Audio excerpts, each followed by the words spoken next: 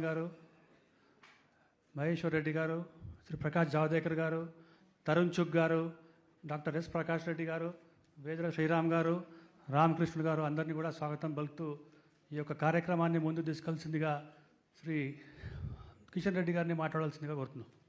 శ్రీ పొంగులేటి శ్రీనివాసరెడ్డి గారిని వేదికపై ఆహ్వానిస్తున్నాం.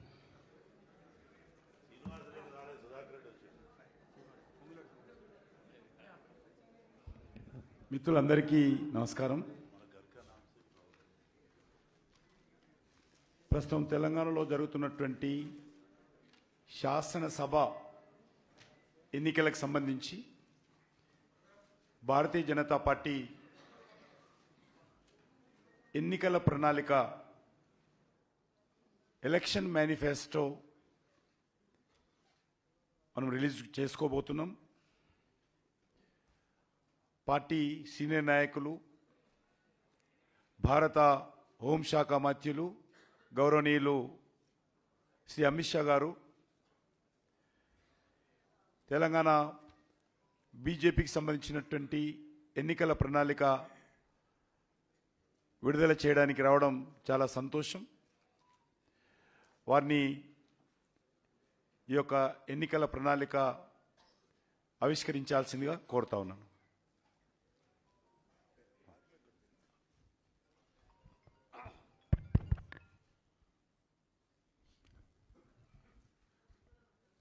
मित्रों, आप सभी का आज की प्रेस वार्ता में स्वागत है।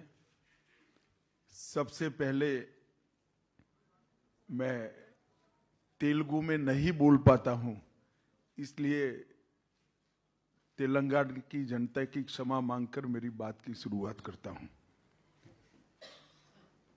आज भारतीय जनता पार्टी का 2023 के विधानसभा चुनाव के घोषणा पत्र को आप लोगों के साथ और तेलंगाना की जनता के साथ साझा करने के लिए मैं यहां पर उपस्थित हुआ हूं। तेलंगाना का घोषणा पत्र एक प्रकार से प्रधानमंत्री नरेंद्र मोदी जी की गारंटी है। ये भारतीय जनता पार्टी का घोषणा पत्र है। भारतीय जनता पार्टी की स्थापना से अब तक का ट्रैक रिकॉर्ड है, चाहे हमारी राज्य सरकार बनी, चाहे हमारी केंद्र सरकार बनी, हमने हमारे घोषणा पत्र को 5 दशकों तक सातत्यपूर्ण तरीकों से निभाते हुए भी हमारे वादे पूरे किए।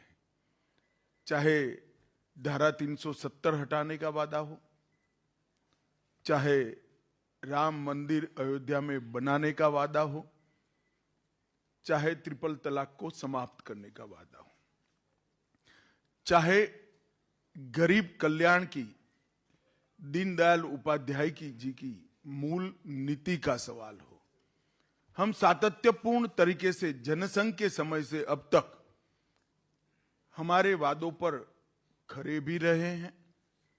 और जब हमें पूर्ण बहुमत देश की जनता ने दिया, ये सारे वादों को हमने पूरा भी किया है।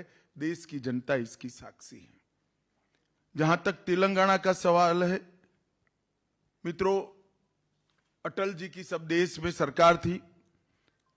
अटल जी ने छत्तीसगढ़, झारखंड और उत्तराखंड का गठन किया था। कहीं पर भी कोई लड़ाई झगड़ा न हुआ और नए बने हुए राज्य और मदर स्टेट के बीच में कोई बैर भी नहीं हुआ। परंतु सालों तक तेलंगाना की मांग को कांग्रेस ने ठुकराया और फिर आनन फानन में चुनाव में एक एज लेने के लिए अकुदरती तरीके से जल्दबाजी में तेलंगाना बनाने का काम किया। कांग्रेस ने कभी भी तेलंगाना की मांग का समर्थन नहीं किया था, जबकि भारतीय जनता पार्टी ने 1997 से काकीनाडा में उस वक्त की आंध्र प्रदेश बीजेपी की इकाई ने एक वोट दो राज्य का नारा दिया था, वो नारे को हम लगातार समर्थन करते रहे। हमने आंदोलन में भी सकारात्मक भूमिका निभाई और जब तेलंगाना बनने का सवाल आया तब हमने तेलंगाना का खुलकर दोनों सदनों में समर्थन किया। तेलंगाना बनने के बाद नरेंद्र मोदी सरकार बनी। नरेंद्र मोदी सरकार ने तेलंगाना के विकास के लिए ढेर सारे काम करे। कांग्रेस पार्टी ने 2004 से 2014 तक संयुक्त आंध्र प्रदेश को डिवेल्यूशन और ग्रांटिंग एड का 2 लाख करोड़ रुपया दिया था, सिर्फ 2 लाख करोड़ रुपया।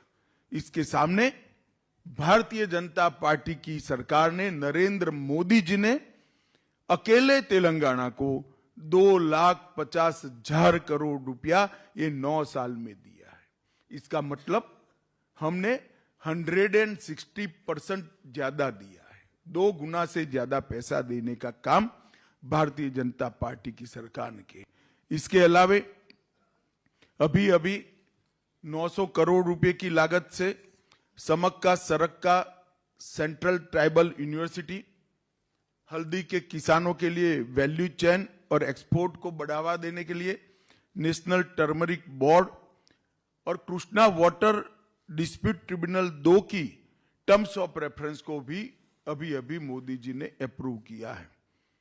राष्ट्रीय राजमार्गों में लगभग 56,000 करोड़ के नए रोड तेलंगाना को जोड़ने वाले बनाए। 13,000 करोड़ का 325 किलोमीटर लंबा हैदराबाद रायपुर एक्सप्रेसवे भी अलग से बनाया और लगभग 4600 करोड़ की लागत से 160 किलोमीटर लंबी नेशनल हाईवे ग्रीनफील्ड हाईवे की योजना भी तेलंगाना को दी। वंदे भारत ट्रेन सिकंदराबाद विशाखापट्टनम और 3 नई वंदे भारत ट्रेन तेलंगाना से अभी पाइपलाइन में है। 1200 करोड़ से अधिक हैदराबाद मेट्रो के लिए दिया और एयरपोर्ट में 6288 करोड़ रुपए का व्यय हैदराबाद अंतर्राष्ट्रीय एयरपोर्ट के लिए भारतीय जनता पार्टी की सरकार ने किया। 19 में बीबी नगर में एम्स की स्थापना की। हैदराबाद नागपुर और हैदराबाद वारंगल इंडस्ट्रियल कॉरिडोर बनाया और इसके साथ साथ गरीबी रेखा के नीचे जीने वाले लाखों करोड़ों लाभार्थियों को अनेक योजनाओं का लाभ नरेंद्र मोदी सरकार ने दिया। इसमें से मैं कुछ जरूर तेलंगाना की जनता को बताना चाहूंगा। किसान सम्मान निधि 40 लाख लाभार्थियों को हर साल 6,000 रुपया देने का काम किया। 54 लाख गरीबों के घर में नल से जल पहुंचाए और एक भी घपला घोटाला नहीं हुआ है। शौचालय 33 लाख गरीबों के घर में शौचालय पहुंचाने का काम किया। 1,90,00,000 लाभार्थियों को कोरोना से अब तक फ्री ऑफ कॉस्ट राशन मिलना चालू है। मुफ्त में 5 किलो राशन प्रति व्यक्ति प्रति माह मिल रहा है और मोदी जी ने घोषणा की है कि अगले 5 साल तक ये चालू रहेगा। लगभग जन धन अकाउंट 1,10,00,000 खुले और प्रधानमंत्री ग्रामीण सड़क योजना 12,000 किलोमीटर लंबी करी। इसके सामने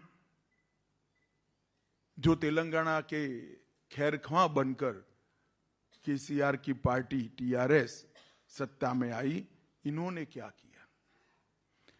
हैदराबाद मुक्ति संग्राम लगभग 400 दिनों के बाद तेलंगाना को आजादी मिली।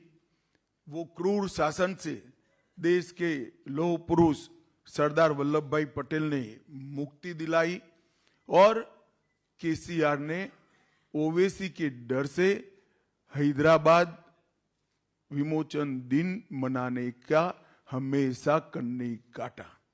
हैदराबाद की स्पिरिट को, तेलंगाना की स्पिरिट को वहीं से तुष्टीकरण की भेंट देने का काम केसीआर ने किया। केसीआर के नेतृत्व में आज तेलंगाना लोकतंत्र की जगह लूट तंत्र बन गया है और प्रजातंत्र परिवार तंत्र बन गया है। उनका एकमात्र लक्ष्य, किसी भी राज्य के मुख्यमंत्री का लक्ष्य होता है अपनी जनता की भलाई करना। उनका एकमात्र लक्ष्य अपने बेटे को मुख्यमंत्री बनाना है और कोई लक्ष्य नहीं है। नीलू, निधुलू और नियामक आलू, ये 3 सूत्रों के साथ वो सत्ता पर आए थे, वादा किया था। हम लोग भी दूर से देखते थे, बड़ी आशा के साथ देखते थे कि नए राज्य की शुरुआत हुई है, अब कुछ अच्छा होगा। मगर हुआ क्या? पहले नीलू की बात करते हैं। कालेश्वरम घोटाला हुआ, 42,000 करोड़ का प्रोजेक्ट 1,35,000 करोड़ का हो गया, अभी भी समाप्त नहीं हुआ है। पलामूरू रंगारेड्डी लिफ्ट सिंचाई योजना लगभग 2015 में इसकी आधारशिला रखी, 32,250 करोड़ खर्च हो गया, मगर अब तक उसको पूरा नहीं किया गया है। इसी तरह निधुलू की बात करें तो इनके परिवार का गबन का ये तेलंगाना सरकार जरिया बन गई। 2014 में जब तेलंगाना का गठन हुआ, 370 करोड़ रेवेन्यू सरप्लस स्टेट था और आज ये लगभग 7 लाख करोड़ के ऋण में डूबा हुआ राज्य है। 370 करोड़ के सरप्लस से 7 लाख करोड़ के ऋण में जाना ये बहुत बड़ी बात है और वो इनके परिवार के भ्रष्टाचार के कारण ही हुआ है। तेलंगाना सरकार पर अभी 3,66,000 करोड़ का ऋण है और निगमों पर अलग से 3,80,000 करोड़ का ऋण है। तो तेलंगाना को 7.5 लाख करोड़ के ऋण में डुबाने का काम इन्होंने किया है। और मेगा प्रोजेक्ट्स की घोषणा कोई भी मुख्यमंत्री करता है तो मन में आकांक्षा होती है कि इस मेगा प्रोजेक्ट से मेरे राज्य को क्या फायदा होगा, मेरे राज्य की जनता को क्या फायदा होगा। यहां उल्टा है। केसीआर मेगा प्रोजेक्ट की साइज इसलिए बड़ी तय करते हैं कि इसमें कमीशन ज्यादा मिल पाए। उनका एकमात्र लक्ष्य मेगा प्रोजेक्ट्स में से कमीशन लेना है। जहां तक नियामक आलू का सवाल है, रोजगारी का सवाल है, 17 टाइम परीक्षाओं के पेपर लीक हुए, लाखों युवाओं का भविष्य बर्बाद हो गया, ट्यूशन के पैसे युवाओं के खत्म हो गए और कई लोगों ने आत्महत्या की। 2 लाख से अधिक पद भरना बाकी है, कर्मचारियों को समय पर वेतन नहीं मिलता है, यूनिवर्सिटी में कोई भर्ती नहीं की गई, विश्वविद्यालय में 3,000 से ज्यादा पद रिक्त है, जूनियर और डिग्री कॉलेज में 8,000 से ज्यादा पद रिक्त है और शिक्षा के लिए आवंटन जो 10.89% था वो घटकर 6.24% हो गया। यही बताता है कि उन्होंने क्या किया है। ढेर सारे वादे जो उन्होंने किए हैं, वादा खिलाफी करने का काम किया। 1 लाख नौकरी देने का वादा किया था जो पूरा नहीं हुआ। 3,000 रुपया बेकारी भत्ता देने का वादा किया था, पूरा नहीं हुआ। 12 तेलंगाना यूनिवर्सिटी को सभी पद भरने का वादा किया था, वो पूरा नहीं हुआ। केजी से पीजी की मुफ्त शिक्षा का वादा पूरा नहीं हुआ। 7 लाख गरीबों को घर देने का वादा पूरा नहीं हुआ। गरीबों का 1 लाख का लोन माफ करने का वादा पूरा नहीं हुआ। हर जिले में एक सुपर स्पेशलिटी अस्पताल बनाना था, नहीं बना पाए। मैं यही कहना चाहता हूं कि केसीआर कोई भी वादा करते हैं उनके नजर के सामने केटीआर और कविता ही होते हैं, तेलंगाना की जनता नहीं होती है। और भारतीय जनता पार्टी जो बोलती है वो करती है। ये केसीआर की पार्टी पिछड़ा विरोधी पार्टी, उन्होंने 2014 के चुनाव में वादा किया था कि अगर वो जीतते हैं तो दलित मुख्यमंत्री बनाएंगे। 2 बार वो स्वयं बन गए और तीसरी बार अब केटीआर को बनाने की तैयारी कर रहे हैं। हालांकि इस बार होने वाला नहीं है, मगर वो तैयारी कर रहे हैं। और पिछड़ा वर्ग का भी भरपूर शोषण करने का काम केसीआर की पार्टी ने किया है, बीआरएस ने किया है, और भारतीय जनता पार्टी ने तीनों पार्टियों में सबसे ज्यादा 39 बैकवर्ड क्लास को टिकट देने का काम भारतीय जनता पार्टी ने किया है। और मोदी जी ने वादा किया है कि आप भारतीय जनता पार्टी को बहुमत दीजिए, तेलंगाना का अगला मुख्यमंत्री बैकवर्ड क्लास से होगा। ये भारतीय जनता पार्टी का सार्वजनिक वादा है। भ्रष्टाचार की कोई सीमा नहीं है। कालेश्वर परियोजना हो, शराब घोटाला हो, पोल्ट्री चारा घोटाला हो, ग्रेनाइट घोटाला हो, बाईपास घोटाला हो, और लगभग कार्तिकीय मिशन में 22,000 करोड़ का बजट के सामने पूरा खर्च होने के बाद 65% भी काम पूरा नहीं हुआ है। घोटालों की एक बड़ी लंबी सूची केसीआर ने 10 साल के अंदर तैयार की है, और उनको अब डर भी नहीं रहा है, क्योंकि हर आदमी पहली बार कुछ गलत करता है तो डरता है, दूसरी बार करता है तो थोड़ा कम डरता है। करते करते इन्होंने इतने घोटाले कर दिए कि अब डर भी नहीं बचा है। निर्लज्जता के साथ वो घोटाले कर रहे हैं। और अल्पसंख्यक तुष्टीकरण की राजनीति, केसीआर साहब का चुनाव चिन्ह कार है, मगर कार का स्टीयरिंग उनके हाथ में नहीं है, मजलिस के हाथ में है। कोई भी फैसला करना हो, मजलिस क्या कहेगी वो सोचकर फैसला कहते हैं। पूरे देश भर में एकमात्र राज्य तेलंगाना ऐसा है जहां मुस्लिमों को रिलीजियस रिजर्वेशन देने का काम हुआ है। एक गैर संवैधानिक है। भारतीय जनता पार्टी ने तय किया है कि गैर संवैधानिक रिजर्वेशन को समाप्त कर ओबीसी को रिजर्वेशन हम बढ़ाएंगे, एससी एसटी का भी न्यायिक रिजर्वेशन बढ़ाएंगे। उन्होंने ढेर सारे ऐसी घोषणाएं की हैं, मैं इसको रिपीट करना नहीं चाहता। मैं तेलंगाना की जनता को यही कहना चाहता हूं, तेलंगाना जिस आशा, उमंग और उल्लास के साथ राज्य की रचना हुई, 10 साल में बीआरएस पार्टी पूर्णतया विफल गई। सिर्फ तांत्रिकों की एडवाइस पर चलते हैं, और तांत्रिकों की एडवाइस पर पार्टी का नाम भी बदल देते हैं। मैं तेलंगाना के युवाओं को पूछना चाहता हूं कि जो तांत्रिकों के सलाह के आधार पर चलते हो, ऐसा मुख्यमंत्री तेलंगाना का भला कर सकता है क्या? आपका भविष्य संवार सकता है क्या? मैं तेलंगाना की जनता को भरोसा देने आया हूं, साथ में हमारा संकल्प पत्र लेकर आया हूं। ये मोदी गारंटी हमारा संकल्प पत्र आने वाले दिनों में तेलंगाना को उस ऊंचाई पर पहुंचाएगा जिस ऊंचाई के लिए सैकड़ों तेलंगाना के युवाओं ने अपना सर्वोच्च बलिदान दिया था और तेलंगाना की कल्पना की थी। मित्रों, अब मैं हमारी घोषणा पत्र की 25 मुख्य बातों पर आता हूं।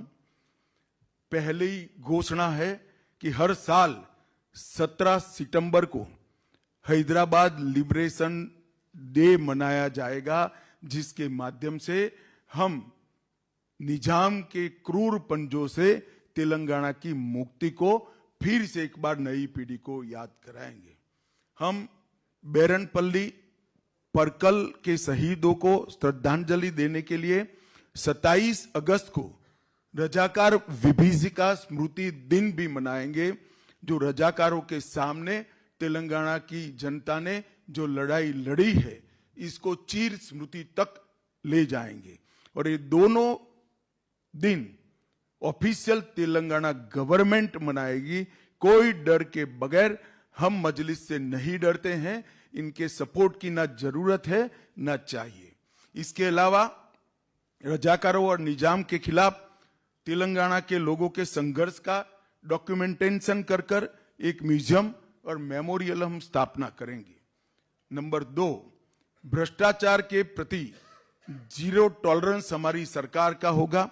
भ्रष्टाचार के सभी आरोपों की जांच एक रिटायर्ड सुप्रीम कोर्ट के जज से कराएंगे और उचित पिनल कोड में कार्यवाही कर भ्रष्टाचार करने वाले सभी लोगों को जेल की सलाखों के पीछे ले जाएंगे।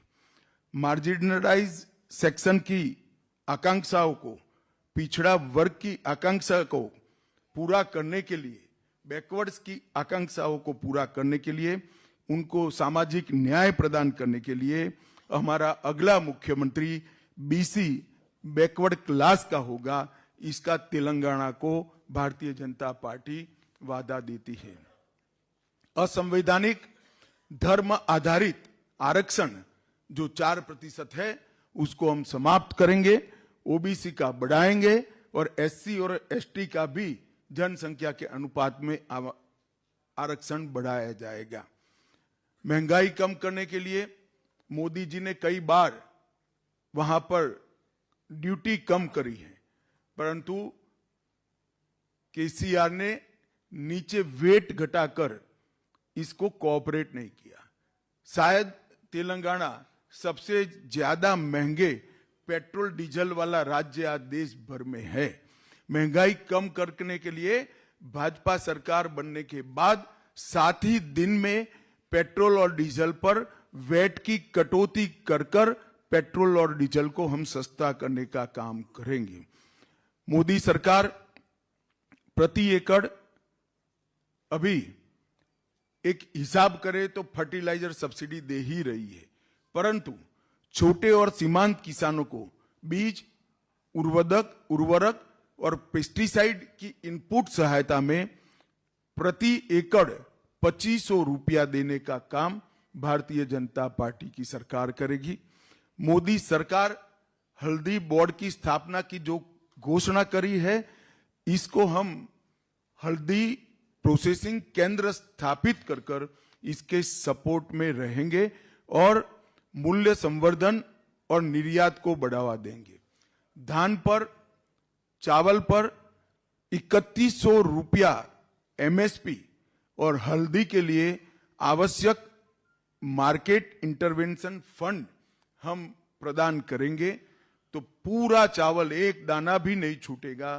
पूरा धान 3100 रुपया प्रति क्विंटल हम परचेज करेंगे। इसके साथ साथ जाड़ा चावल जो होता है उसको केसीआर नहीं खरीदते हैं, भारत सरकार पर दबाव बना रहे हैं। हम वादा करते हैं कि बॉइल्ड राइस को भी भारतीय जनता पार्टी की सरकार एमएसपी पर खरीदकर किसानों की मदद करेगी। प्रधानमंत्री फसल बीमा योजना किसानों को मुफ्त, फ्री ऑफ कॉस्ट मुफ्त फसल बीमा का लाभ भारतीय जनता पार्टी की सरकार देगी। उज्ज्वला लाभार्थियों को साल में 4 gas cylinder free of cost देने का काम भारतीय जनता पार्टी की सरकार देगी। जो बेटी जन्म लेगी उसको इस वक्त एक फिक्स डिपॉजिट देंगे, जो 21 साल की आयु की जब बेटी होगी तब 2 लाख रुपए की होगी फिक्स डिपॉजिट। इस प्रकार का हम जन्म के साथ ही तोहफा हमारी सरकार की ओर से देंगे। स्नातक डिग्री या प्रोफेशनल कोर्सेज में छात्रों को मुफ्त में लैपटॉप दिया जाएगा।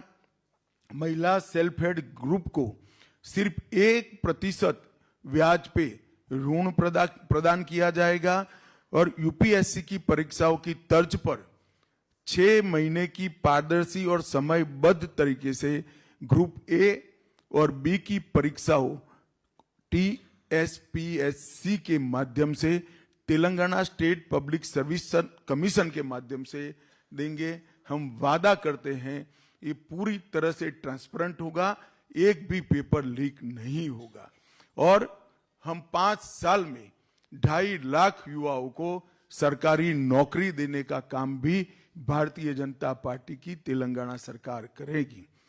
इच्छुक सीमांत किसानों को मुफ्त में देसी गाय देने का काम करेंगे, जिससे उनका जीवन सरलता से वो गुजार पाएं।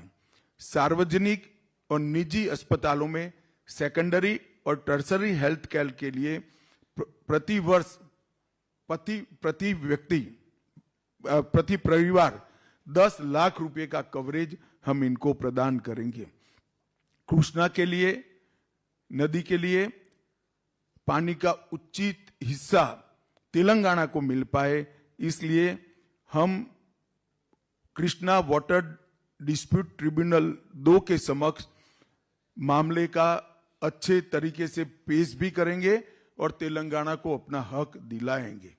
प्रत्येक माह की पहली तारीख को कर्मचारियों को और सेवानिवृत्त लोगों को, रिटायर्ड लोगों को वेतन और पेंशन मिलेगा।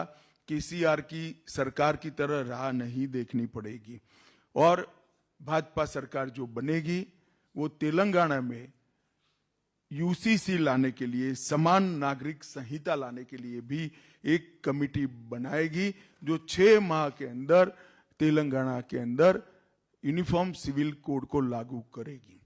केंद्र और राज्य सरकार से के प्रयासों से बिना घर वाले सभी लोगों को समयबद्ध तरीके से हम घर उपलब्ध कराएंगे।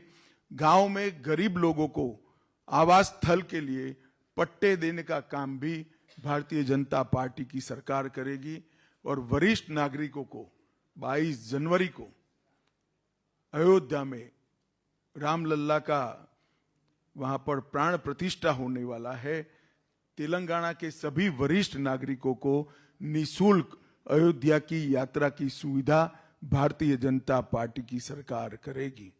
और हमारे तेलंगाना के बहुत सारे एनआरआई है और विशेषकर खाड़ी में बहुत सारे लोग बसते हैं। इनकी सुविधा के लिए और लॉजिस्टिक सहायता प्रदान करने के लिए एक फंक्शनल एनआरआई मंत्रालय की रचना की जाएगी जो दुनिया भर में बसे हुए तेलंगाना वासियों को सहायता प्रदान करेगा। और सबसे बड़ी बात, ये डबल इंजन सरकार केंद्र सरकार की सहायता लेने में कोई छोच नहीं रखेगी। अभी केसीआर केंद्र सरकार की योजनाओं को नीचे नहीं उतरने देते हैं। हम नरेंद्र मोदी सरकार की सभी योजनाओं को गरीब से गरीब व्यक्ति तक पहुंचाकर तेलंगाना का भला करने का प्रयास करेंगे। अंत में मैं तेलंगाना की जनता को इतना ही कहना चाहता हूं, तेलंगाना के युवाओं ने जिस आशा के साथ अपना सर्वोच्च बलिदान दिया था और तेलंगाना राज्य की स्थापना की थी, भारतीय जनता पार्टी की सरकार का हरदम प्रयास रहेगा कि वो सभी सपनों को, वो सभी आकांक्षाओं को और वो सभी आशाओं को पूरा करेंगे। और ये हमारा सिर्फ वादा नहीं है, ये मोदी गारंटी है, इसको हम निश्चित रूप से पूरा करेंगे। आप सभी का बहुत बहुत धन्यवाद।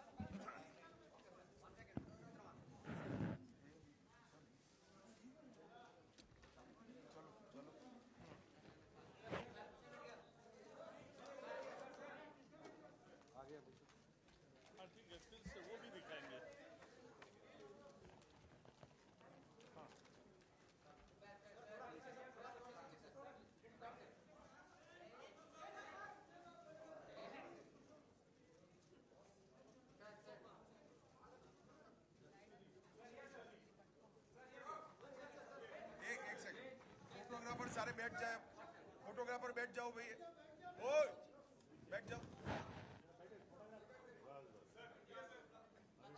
अरे बैठ जाओ ना भाई।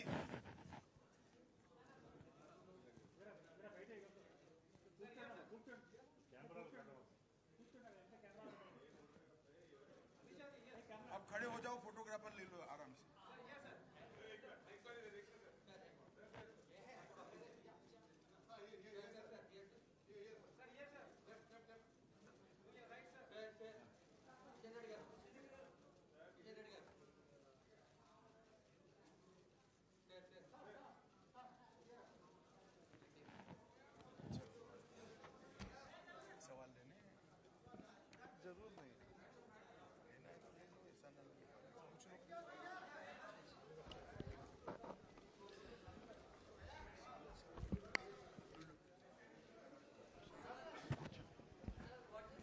మిత్రులందరికీ నమస్కారం.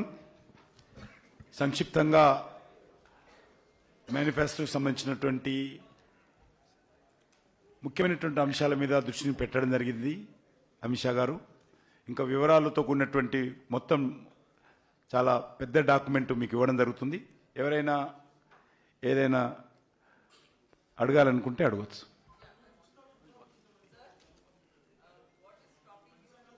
ఉన్నది.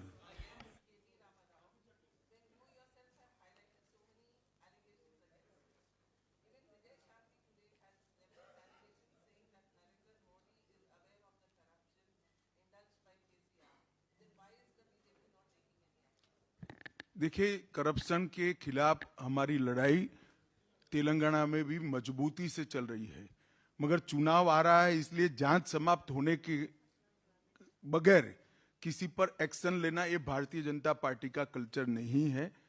हमारे नेताओं को जिस तरह से केसीआर ने प्रताड़ित किया है, हम किसी को नहीं करते हैं। जब जांच समाप्त होगी और एजेंसियां कुछ निर्णय पर पहुंचेंगी, तब निश्चित रूप से एक्शन लिया जाएगा। और इसीलिए हमने हमारे मैनिफेस्टो के अंदर रिटायर्ड सुप्रीम कोर्ट जज की न्यायिक जांच की भी सिफारिश करी है। और जहां तक किसी ने कहा कि सब लोग जानते हैं, एक्शन नहीं लेते हैं, तो सारे लोग 3 साल से यहां थे, पार्टी छोड़ने के वक्त ही ये याद आता है क्या? इससे इनका इंटेंशन बहुत स्पष्ट होता है कि जहां गए हैं वहां मार्क बढ़ाने के लिए कर रहे हैं।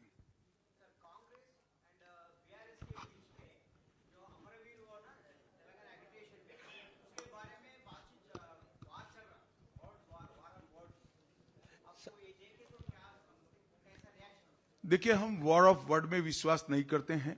उस वक्त भी हम तेलंगाना के साथ खड़े थे और आज भी समृद्ध और खुशहाल तेलंगाना के साथ खड़े हैं।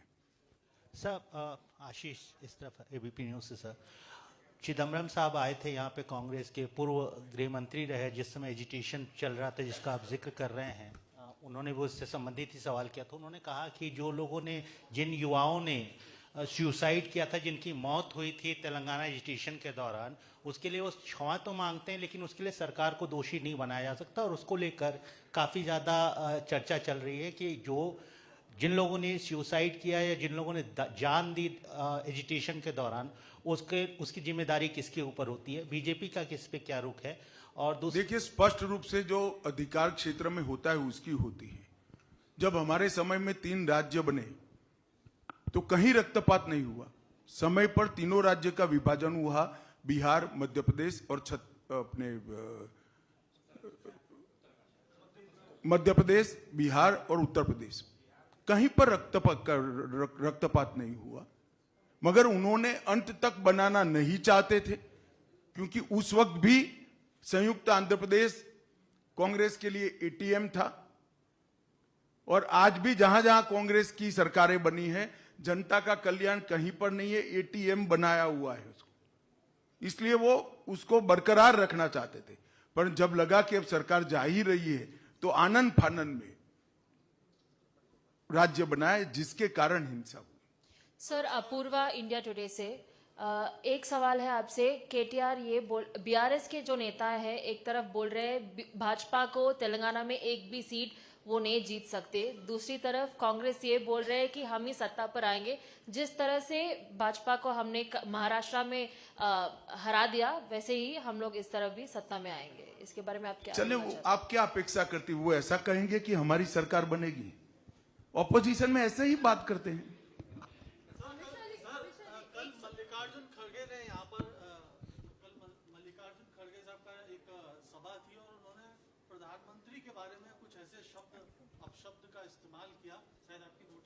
चले, तो तेलंगाना की जनता ने निर्णय करना है इस पर। मैं इतना कहता हूं कि आप तक गुजरात के मुख्यमंत्री पद पे मोदी जी थे, तब से लेकर आज तक जिन्होंने इनके लिए अपशब्द बोले हैं, जनता ने चुनाव में इनका हिसाब बरोबर करा है। अमित शाह जी, सुरेखा इंडिया टीवी से। मुनुकोडू हो या फिर अभी का चुनाव, जिस तरीके से चुनाव आयोग कह रही है कि करोड़ों की संख्या, करोड़ों रुपए जो है पकड़े जा रहे हैं, क्यों लगता है आपको कि तेलंगाना चुनाव इतना महंगा होता जा रहा है, और कैसे विश्लेषण करेंगे कि जब इतना पैसा पकड़ा जा रहा है, कैसे देखते हैं आप इसे? देखिए, हम तो इसके भुक्तभोगी है। ये सवाल आपको कांग्रेस और केसीआर को पूछना चाहिए। अभी मेरे सारे प्रत्याशी यहां बैठे हुए, हमें पैसों की कमी है, कमी है, कमी है कर कर, तो हम तो भुक्तभोगी है। हम तेलंगाना की जनता को पूछते हैं, करोड़ों रुपया, अरबों रुपया पकड़ा जा रहा है, ये आपका है, तेलंगाना की जनता का है जो चुनाव में बहाया जा रहा है। तेलंगाना की जनता ने इसके लिए निर्णय कर, यहां केसीआर तेलंगाना का पैसा बहा रहे हैं और कांग्रेस पार्टी कर्नाटक का पैसा बहा रही है। हमारी ये पॉलिसी नहीं है। हम एजेंडा के आधार पर चलते हैं और एजेंडा के आधार पर चुनाव लड़ते हैं, एजेंडा के आधार पर चुनाव जीतते हैं। शाहजी, मैं हिंदी मिलाप से हूँ, विकास जगताप है मेरा नाम। आपने कहा कि 4 सिलेंडर हम फ्री देंगे उज्ज्वला लाभार्थियों को। 10 साल से आपकी सरकार है, गैस सिलेंडर का रेट आप कम नहीं किए हैं और फ्री बी के खिलाफ है आप, और आप लोग कहते हैं कि 4 सिलेंडर हम देंगे। दूसरा है, एक नवजात बालिका के लिए आपने 21 साल तक के लिए 2 लाख रुपए का डिपॉजिट, 2 लाख रुपए की कीमत 21 साल में कितनी रहेगी, आप ये बताइए। आप कितना चाहते हैं? 20 करोड़ का चाहते हैं? आपकी इच्छा भैया, है। ऐसा है, एक गुड जेस्चर है। जैसे जैसे समय आगे बढ़ेगा, सरकार इस पर जरूर पुनर्विचार करेगी।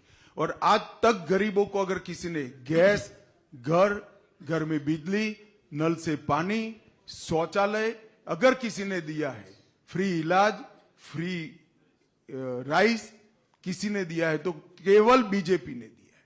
ये हमारा ट्रैक रिकॉर्ड है। और जहां तक गैस के सिलेंडर का सवाल है, भाजपा की सभी राज्य सरकारों ने किया है, क्यों केसीआर ने नहीं किया? क्यों टैक्स नहीं घटाते हैं पेट्रोलियम पर? जो इंटरनेशनल सर्कमस्टेंसेस होते हैं, इसका बोझ राज्य सरकार और केंद्र सरकार दोनों ने मिलकर उठाना होता है।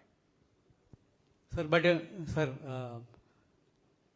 एक्चुअली जो पैसे इलेक्टोरल बॉन्ड्स के हिसाब से आता है, 80% तो बीजेपी को आता है। And another thing is the petroleum prices are less than what they were in the UPA time, but still we are paying higher amount right now than earlier. भैया, आप चुनाव लड़े नहीं होकर काउंसिलर का चुनाव लड़ दो। करप्शन का पैसा बांटने के लिए होता है, और कम बॉन्ड इसके पास आता है जो ज्यादा कैश लेता है। अगर वो भी कैश लेना बंद कर दे तो उनका बॉन्ड बढ़ जाएगा। भ्रष्टाचार आरोपण कर रहे हैं, अभी तक एक्शन नहीं ली है। इसलिए राजगोपाल रेड्डी, विवेक वेंकट स्वामी, विजय शांति पार्टी छोड़ के कांग्रेस में गया। सेंट्रल में बीजेपी अधिकार है, सेंट्रल एजेंसी उसका अंदर रहता ना, क्यों एक्शन नहीं ले रहे हैं? बीजेपी और बीआरएस एक ही है, इसलिए पार्टी छोड़ के जा रहे हैं, बोल रहे हैं वो लीडर्स। सेंट्रल एजेंसी चुनाव के वक्त एक्शन इसलिए नहीं ले रही है, अभी जांच चल रही है। हमारी सेंट्रल एजेंसी केसीआर और कांग्रेस की तरह पॉलिटिकली नहीं चलती है, वो स्वतंत्र रूप से चल रही है। और जिन तीनों लोगों का आपने नाम दिया, वो कब के थे? एक बार भी मुझे रिमाइंड नहीं कराया, एक बार भी नहीं कराया। सिर्फ बीसी की घोषणा होने के बाद बैकवर्ड क्लास का मुख्यमंत्री होने की शुरुआत जब चर्चा पार्टी में शुरू हुई, तीनों ने बारी बारी भाजपा छोड़ी। मगर इनके कारण हम हमारी पॉलिसी चेंज नहीं कर सकते हैं। भारतीय जनता पार्टी ने सोच समझ कर तय किया कि तेलंगाना में एक बैकवर्ड क्लास का सीएम बनाएंगे। ये होते ही जिनके मन में कुछ पड़ा था वो निकलने लगे। ठीक है भाई, सब अपना अपना भविष्य तय करे, मगर कम से कम झूठ नहीं बोलना चाहिए।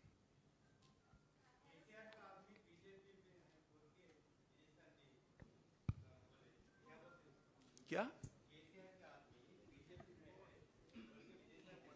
नहीं, तो ऐसे तो केसीआर भी टीडीपी के आदमी है। क्या जवाब देंगे बताइए? आप उनकी ओर से ही पूछ रहे हो।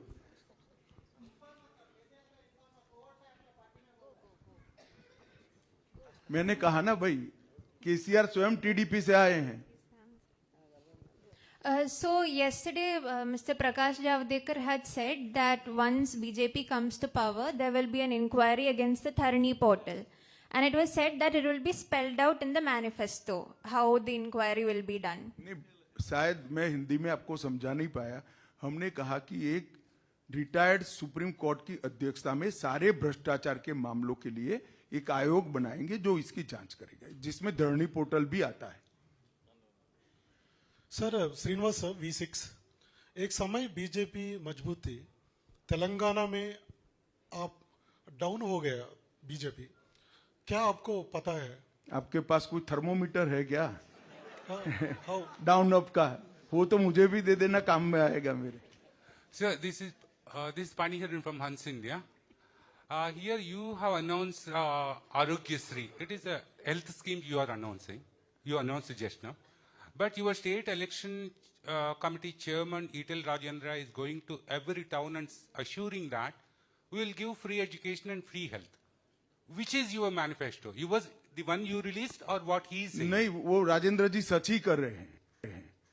99.9% का मेडिकल खर्चा 10 लाख से ज्यादा नहीं है, इसलिए वो फ्री ही हो जाता है।